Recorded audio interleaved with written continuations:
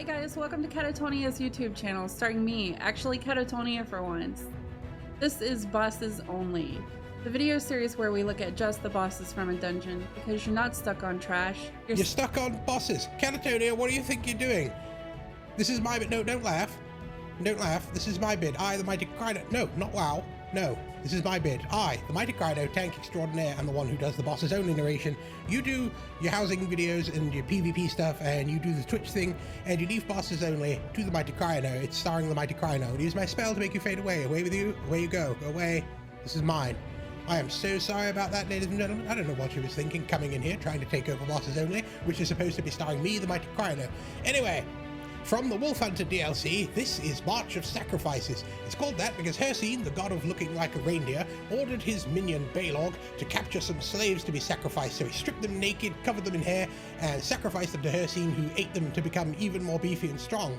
And that's why it's called March of Sacrifices, because they marched up to him. And anyway, let's go and look at the first boss, or should I say bosses. This is three bosses, the Wyrd Sisters, Ursus, 𝕊𝕌𝔹𝕊ℂ𝗍𝒂𝒎𝒑𝒔, and 𝕃𝕀𝕂𝔼𝒼. I don't know if I'm saying that right, but it's a sword and board lady, a healing lady, and an archer. And the idea with these is there's like a circle, a different colored circle around each of their feet. Blue circle, a yellow, and a green, or maybe it's like a red and a green. But the idea is you want to keep them separate and not have them stacked together, because each of those circles around their feet does a different negative effect that's bad. Like if you're standing in the blue circle, you aren't going to be able to use any magicka abilities, you won't be able to use your shield, synergies don't even work. It's like, it's bad to stand in those, and it's bad to keep them stacked together. Now there's lots of ways of doing it, but what I do as tank is I take the sword and board lady away so that the archer can be taken out first, and then we follow up by taking out the healer. Lots of people prefer to take out the sword and board lady first because she does have a habit of picking a person at random. This isn't something the tank can intercept. This is something she just picks a person at random and she'll shield charge at them, knock them flying. She's also got a really hard heavy attack that can one-shot you if you're not blocking, but if you're doing your job right as tank, blocking and dodge rolling appropriately, you won't ever get hit by her heavy attack and you'll be fine. So just keep her distracted, but keep them all sort of in an area where you're not line of sighted, because you'll be taunting all three. If you go stand behind one of these tree stumps or something, they'll all move to try to get to you, and then they're out of the AoE and everyone gets mad at you and you're a bad tank and where. So just focus them down one at a time. Start with the archer, take out the healer, then move on to the sword and board lady, and the rest of the group just need to watch out when the sword and board lady does her shield charge to avoid it. Obviously when the others die, those circles are still there and they still move around, so you still need to stop them from overlapping and not stand in them. But it's otherwise pretty straightforward. So loot your lockpicks, your Aghaedh, and your star metal, and we will make our way to the next boss by magic through this door. And now we're falling down a waterfall to the next boss. This, I don't know how to pronounce this, Aghaedh of the Solstice. It's a Spriggan tree lady thing, and this is pretty much stack and burn. Tank just go stab her in the face and hold her pointing one way, and everybody else just stand behind her and just burn the ever-living crap out of her. Now she'll spawn lurchers. There's like one for each season. There's like a spring lurcher and an autumn lurcher and a summer lurcher. There's actually an achievement for letting them all spawn and killing them in order. I don't think we're going to do that here, but pretty much the tank will just taunt them when they come up, bring them over to the boss, and they will go down pretty quick in the AoE. Nothing should ever really be harming your healer or your damage dealers. There are some stranglers that she spawns around the outside of the room, but they're going to have pretty much no effect on you. You're never going to be close enough to worry about them. You can safely ignore them and just burn this lady down. Congratulations, loot your lockpicks, and we'll move on. So this next boss, his name is Dagrund the Bulky, and he is a big, fat, interesting fellow with I believe he has a two-handed weapon. Now, the main thing that he does is watch out when he jumps up in the air. When he lands, you'll see like a big AoE where he's going to land. Some fire tornado things will come out of him, and there's one for each player. You can sort of dodge roll through them to blow them up and get rid of them. It's best not to let them chase you around too much. The other thing is that every 10% of his health that you take away, an ad is going to spawn. They're all archers. They'll either be fire archers that do fire damage, or they'll be ice archers that do cold damage. You need to focus those ads down. Don't let them build up too much, because although the tank can taunt them and keep them all mostly away from you, it gets to be pretty hectic. It's better to just focus down those ads. So run after them, get them taken out, then get back on the boss, keep focusing him down. Again, when he jumps up in the air, he'll land. This upheaval will chase you. Just saw 𝕃𝕀𝕂𝔼𝒼 dodge roll through it right there to blow it up, and then it's gone. And largely you can sort of stack and burn on this guy, but you do need to take out the archers. You can't let them stack up too much, and also Forgot to mention the ice tornado things that also follow you around. It's a very sort of fire and ice effect kind of a boss. He's jumped up in the air, he's landed, and out comes more things. It's either ice or fire that chases you. Now when he gets to about 20% of his health, he'll start casting lightning, and a lot of it, and it hurts, and so you've got to be careful, wait for it to come down, get out of the way, keep burning the boss as much as you can. Your healer will keep you up through this. Really, it's the ads that make this difficult, but as long as you stay on top of them and deal with the flame effect, you're pretty much fine. There you go, he is dead. Fantastic. Loot your lockpicks, because we are moving on to the next boss. Oh my, it's Tarcyr. So this is a very drawn out fight, because when you come in here, you're going to need to get yourself in stealth. There's going to be a little annoying wisp thing that you will have to synergize. There it is, floating around. Wait for it to stop moving, then one of you go synergize it. Now, it's very important that you don't all stick together and you don't all overlap with each other, because when you're in stealth, you can pop each other out of stealth and you end up getting dropped from a high height and taking fall damage. If that happens 3 times, you'll end up dying because you'll fall from too high of a height.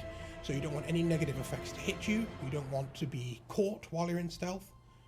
Until you've synergized all 3 times, then the boss will appear. And this is going to happen several times during the fight. It will happen, I believe, at 80%, 50%, and then 20% of his health. He'll go invisible, and you'll have to use that wisp to track him down. Once he spawns, he usually teleports pretty quickly. So try not to use your ultis right at the start of the fight, like our 𝕃𝕀𝕂𝔼 just did, because he's already gone away from it. He'll launch ghost stags at you that run across the room. Those can be very annoying. He'll also buck up and down angrily, casting lightning everywhere. Interrupt him, bash him, use crushing shock, use whatever you can to interrupt him when he does that, because those lightning strikes do a ton of damage on the group. The healer can get you through it, but it's better to just interrupt him. Now, when he goes invisible at 80%, you'll notice that there are these spreading AoEs that launch ice up from the ground. If you're standing in it when it goes off, you'll be popped out of stealth, dropped from a height. So keep moving to get out of them. We've also got these little stag guys running across the room. If one of those runs into you, you'll get popped out of stealth and dropped from a height. So it's very important that you avoid all this stuff. Meanwhile, each of you stay in a different corner of the room so that you don't overlap each other, because getting too close to each other is also bad. Once you've synergized the wisp 3 times, the boss will reappear and you can continue damaging him.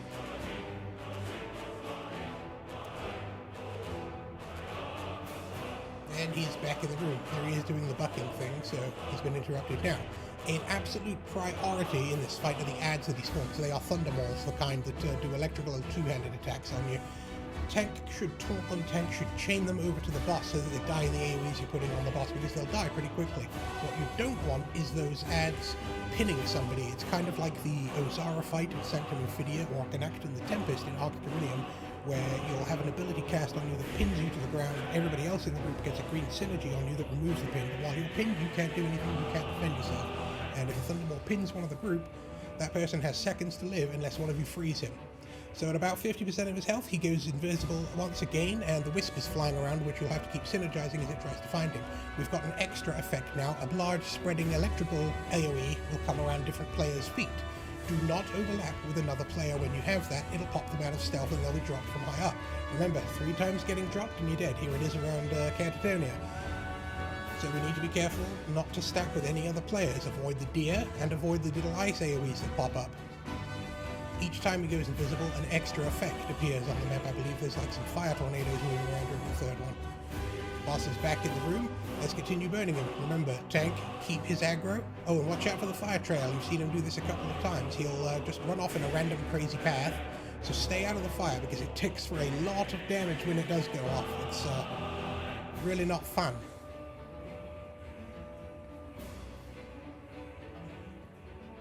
More stags. We interrupted him pretty quickly there. And at just under 20% of his health, he has gone invisible for the last time. So this is the hardest part of the invisible sections. Now, not only do we have those electrical fields and the ice AoEs and the deer running around, but we have fire tornadoes to avoid. So it's a lot of things to avoid. Again, make sure you each stick to a different corner of the room, as far apart as possible, and whoever's closest to the wisp, when it stops moving, that'll be the person who goes and synergizes it. 3 synergies, and Tarcyr will reappear and you can finish the fight. But don't be tempted to run halfway across the room with all this going on, because if you pop one of your buddies out of stealth, you are putting them in harm's way, you are potentially getting them killed. It's not worth the risk. Just be patient. I don't actually know how many times we've synergized. Oh, and one of our damage dealers has passed away. Well, the boss is back. Interrupt, very good. Stop him from casting lightning. See if we can get that damage dealer back up. Execute this guy. He's almost done. Doing his little annoying fire thing again. You can see it's really just a case of avoiding AoEs, taking out ads whenever possible, and not overlapping with each other. So he's finally died. Excellent. Let's loot our 𝕊𝕊𝒃𝒂𝒎𝒑𝒔 and 𝕊𝕦𝕣𝕖 hide scraps and make our way to the last boss, at long last. So this is Balorgh, the final boss of March of Sacrifices, and as you just saw, we have activated hard mode, which makes it harder than not activating hard mode. So what is it that's so hard about hard mode? Well, let me tell you about non-hard mode. Pretty much, he'll thump the ground, he'll launch fireballs at you, he'll breathe on you, sometimes he'll charge across the room, he also electrifies the water sometimes, and other times he grows poisonous plants on the 3 little islands in the room. Any of those things going in them is bad. So it's a very mobile fight. You can't just stack and burn on this one. You need to keep moving. There's lots going on. He'll also, I think it's at certain percentages of his health, he will become invincible.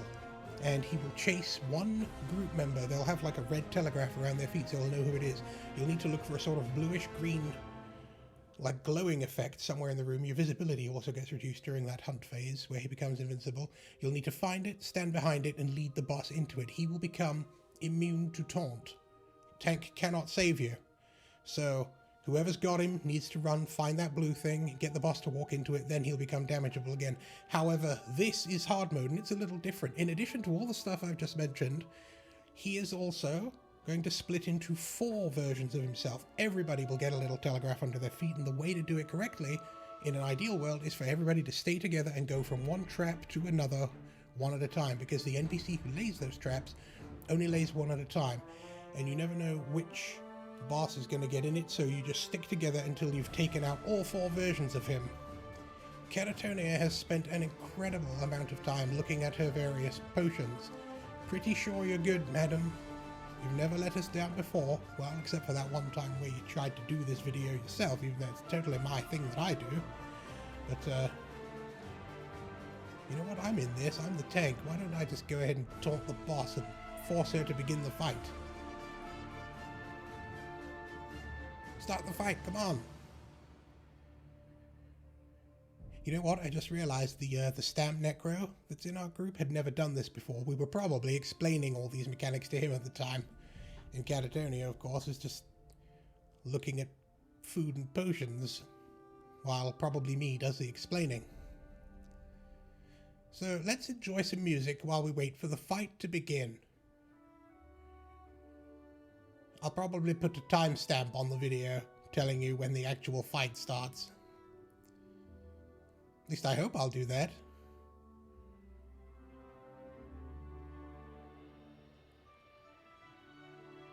This is jolly good music. You know, they did a really good job on the music in this game, I have to say.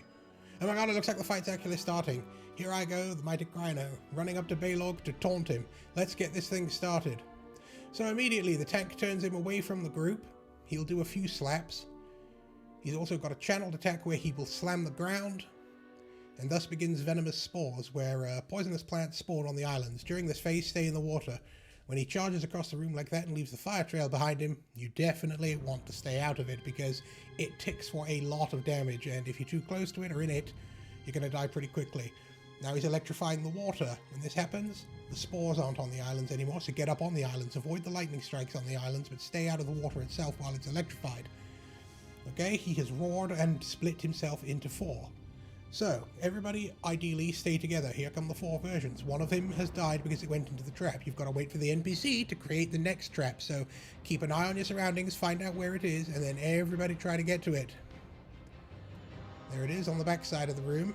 Not really sure why 𝕃𝕀𝒂𝒎𝒑 is so far from the group, but then she never was one for doing things the conventional way. Looks like we just took out another of the Balorgh copies. So now we're waiting on the next trap to spawn. You just have to keep rotating your camera until you spot it. Water's electrified, that's never good. There it is on the far side of the room. We've actually lost our healer and our other damage dealer, so hopefully we'll be able to get them up. Here's another trap. Let's get those 𝕃𝕂𝒼 clones to come over and walk into it. I should have mentioned stranglers. These continue to spawn. If you're too close to them, they might grab you, pick you up. Someone's got to bash it, interrupt them to get them off, or they can kill them really quick, but they spawn all the time.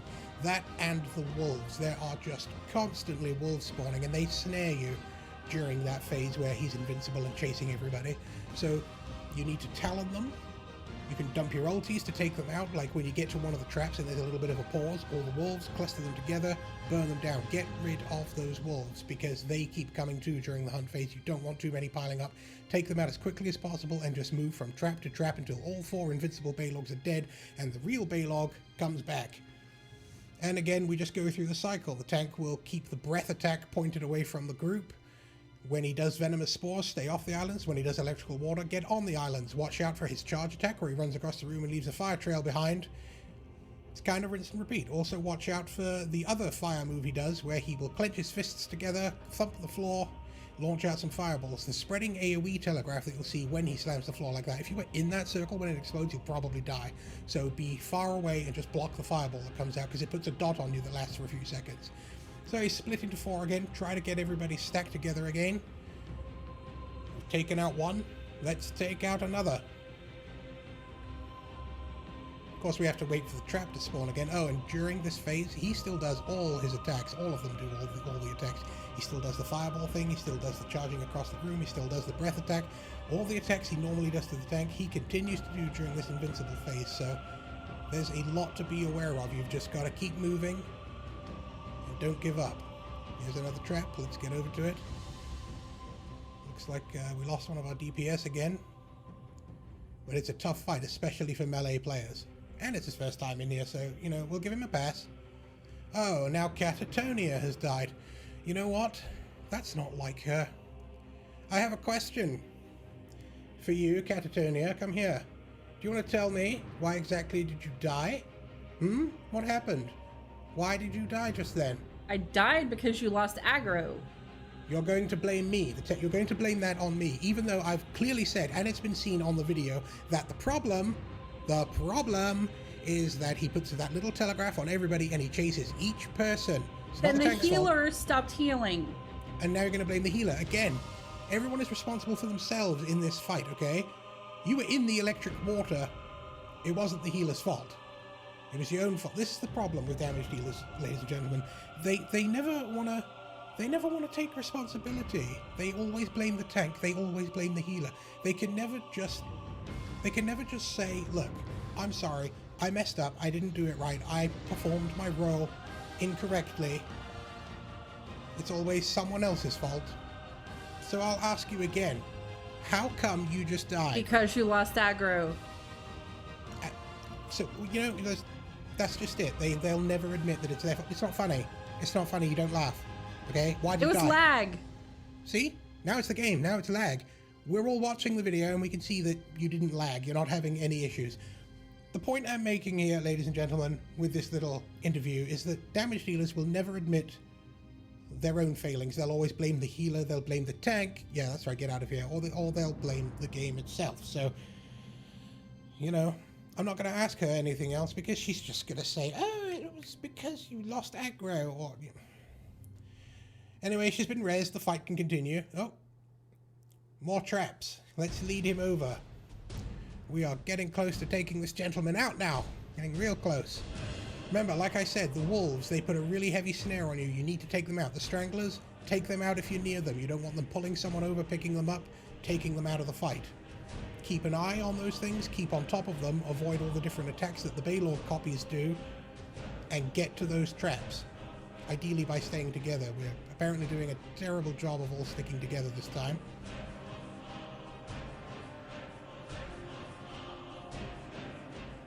There's another trap. Let's get over to it as quick as we can. Kill the strangler. Don't let it pick you up. There's a lot of stranglers here. This could be bad. Oh, That's another Balorgh copy out. I think we've just got one left alive at this point. Where is he? Oh, it looks like he is chasing the tank, which gives Catatonia a chance to res the healer. The healer who, by the way, didn't blame you for her accident. Should be the last trap, and then we are out of this invincible hunting phase. Let me see if we can get the res off on our other damage dealer. Get everybody back in this fight and finish this thing. Indeed, when you have a pause in the action between when the hunt phase ends and before the boss starts running around again, it's good to run around and take out a few more of the stranglers before all stacking together and getting back on this boss. You can see it can be quite a long fight, and that's due to the fact that you can't really stack and burn him. There's a lot of mobility and there's a lot of avoiding things, getting into the water, getting out of the water, avoiding fire, avoiding explosions, avoiding fireballs, leading into traps. You can never always just be in one place laying down maximum damage. You've always got to be moving, you've always got to be aware of your teammates' locations and looking out for each other as well as yourself. So it's by no means a fast fight.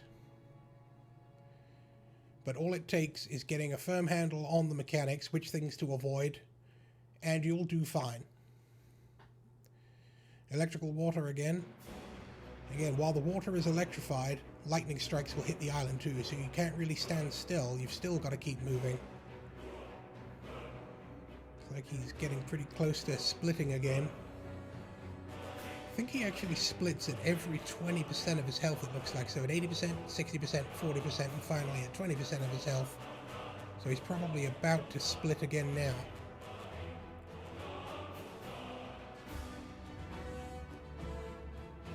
That fire trail. It really is awful if you end up stuck in it. Do you know? Oh, there we go, he's just gone invincible. There are so many stranglers here. They're awful, you know. You really must take them out if you get the chance. Because they can absolutely ruin it for you, those stranglers. If you get picked up by one and nobody's around to free you, it's pretty much going to be over for you. Now, we've taken out one copy. We've got 3 more to go. It's going well. Remember, stay on top of the wolves, too. It's actually handy if one member of your team has rapids or something on their bar for major expedition to keep you moving, keep you ahead of those snares. Now the snares that the wolves put on you, I think they can actually be cleansed, purged, but they can also be put right back on you again, so it's almost not worth it, and better to use something that'll give you minor or major expedition to move faster, so that you can stay ahead of them and just corral them all together around a trap and burn them down. Almost there. I think we've got one more of these big Balorgh clothes running around.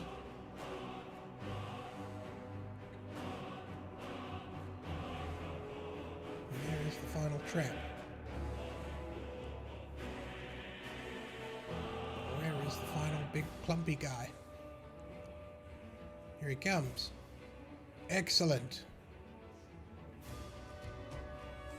Alright, let's finish this thing. He is in execute now. Max damage, lay it on him.